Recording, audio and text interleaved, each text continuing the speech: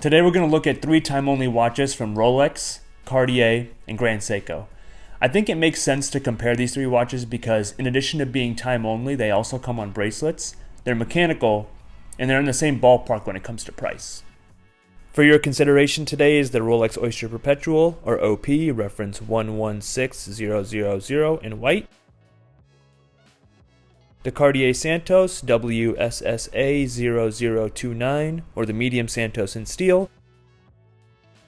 And finally, the Grand Seiko SBGW289 limited edition. In the title of this video, I called them 3 entry-level watches, and I don't mean to trigger any specific feelings with that title. I did need a blanket, succinct term to describe all 3 watches, but it's important to remember that being time only, being mechanical, and coming on bracelets is also important to this comparison. Let's get into the specs, which as you can see here are remarkably similar. That means that on the surface that none of these 3 watches is better than the others. You can point to the increased power reserve of the Grand Seiko, or if you prefer the styling of one over the others, that's fine too. I think it should be noted that the OP has lume and a screw-down crown, neither of which the other 2 have. If that's important to you, maybe you'd choose the OP. But with all 3 being so similar on paper, this comparison is more about how these watches make me feel and what I like and don't like about the wearing experience. I would also like to note that when I got the OP and Santos, they were considerably less at retail than they are today.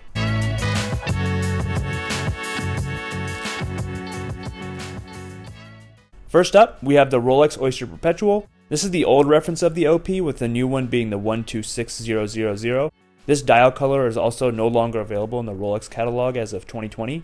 Coming with the Rolex is over 100 years of history and engineering, and some of the best quality in watchmaking, full stop. In my opinion, the OP dial is the most boring of the 3. It's highly legible, and I love the detail of the double indices at 369.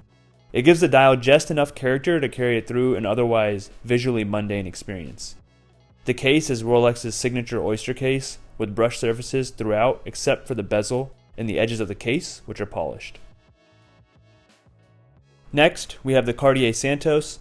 So much has been said about this watch on YouTube and in various publications. What originally began as a pilot's watch, and potentially the first men's wristwatch, is now a flagship line within Cartier's offering. The Santos is one of the most unique and polarizing watches on the market today. There's not much to say about the Santos case and dial that hasn't already been said. The case is the Santos signature square shape with a highly polished bezel, adorned with visible and sometimes controversial screws. The train track dial and blued hands are iconic, and yes, the bezel really does scratch super easily. The Santos also comes in this same dial in 2-tone steel and yellow gold, as well as solid rose gold. The Santos also comes in a larger size as well. The larger model has a date at 6 o'clock. Finally, there is the SBGW289, which is limited to 1,200 pieces worldwide. This watch is part of Grand Seiko's Elegance collection, along with several other SBGW28 series watches. In their catalog today, Grand Seiko lists the 281, 283, 285, and 287 for sale at $4,800, but they all come on leather straps. Similar to the 289, they are all time-only watches powered by the manual wind Grand Seiko caliber 9S64. In this comparison, Grand Seiko feels like the newcomer on the block, even though they come to the table with decades of experience and well over 100 years when taking into consideration the Seiko brand. The SBGW289 really excels in the case and dial department. The high polishing on the case, hands, and indices is visually striking.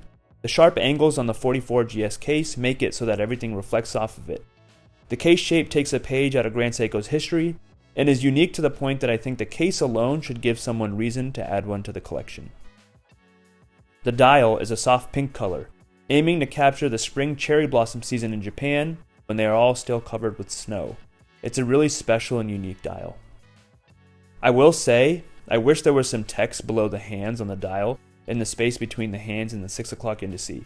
It would have been cool if they had put something that designated that it's limited edition, or even the water resistance, or a movement designation, or something along those lines. I just feel like it's a little bit too empty down there.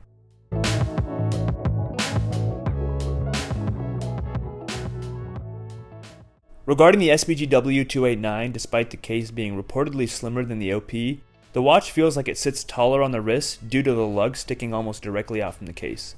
This is not so much of an annoyance though, as much as it is just something to note about the wearing experience. My most major complaint about the Grand Seiko, like so many others, is about the bracelet. I'll start by saying the bracelet is actually really comfortable, and I would even go as far as calling it cozy. But the lack of micro adjustment at this point is basically just criminal. They try to make up for it with 3/4 links, but it feels like a bit of an afterthought. Additionally, the balance of the watch feels a bit off for a couple reasons.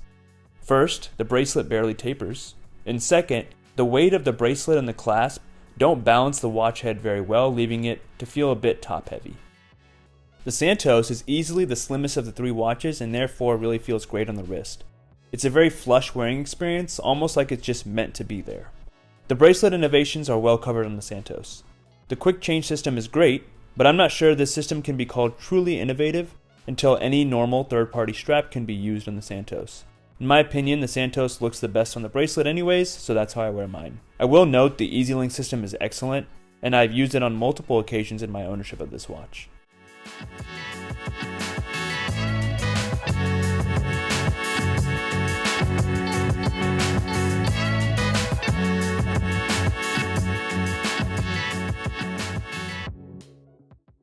My only complaint about the wearing experience of the Santos is that the bracelet can sometimes be an arm hair killer, but it's not really that bad and so only a minor inconvenience. Finally, the OP. The OP feels incredibly balanced on the wrist. The lugs contour down to the wrist and the weight of the bracelet counteracts the watch head perfectly. The taper of the Oyster bracelet makes for a very balanced wearing experience. And while we're at it, the Oyster bracelet is in my opinion the best bracelet in this price range. It feels truly indestructible, and the weight of it gives me the wrist presence I'm looking for. The OP just feels like a very cohesive package.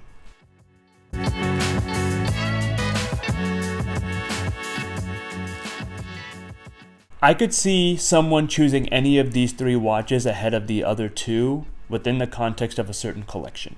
Maybe you're looking for a dress piece, so you go with the Grand Seiko. Maybe you're looking for a square dial because you don't happen to have one, so you go with the Cartier.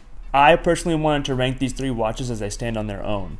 So if you're ranking these 3 watches as one watch collections, which I believe all 3 of them have the capability of being, I would have to say the Oyster Perpetual is first, Cartier is second, and the SBG W2A9 would come in third.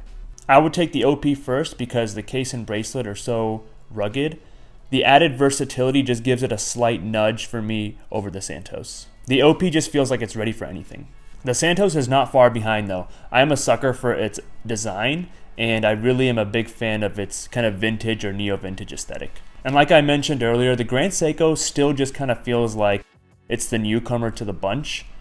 It doesn't feel as cohesive or streamlined as the OP and the Santos feel, and I think because of that, it puts it third in this comparison. I personally think that when it comes to Grand Seiko, we've seen a lot of growth in the brand over the last couple of years, and they do a really good job of kind of gauging their market and making adjustments to their watches. I think what's hopefully coming next for Grand Seiko is updated bracelets so we can kind of get a more cohesive feel from a watch like this within their lineup. Well, we're going to wrap up there. Please let me know down in the comments below which of these 3 watches you would have if you were going to have a one-watch collection. And as always, please do like and subscribe if you want to see more content like this. I look forward to seeing you in the next one. Thank you.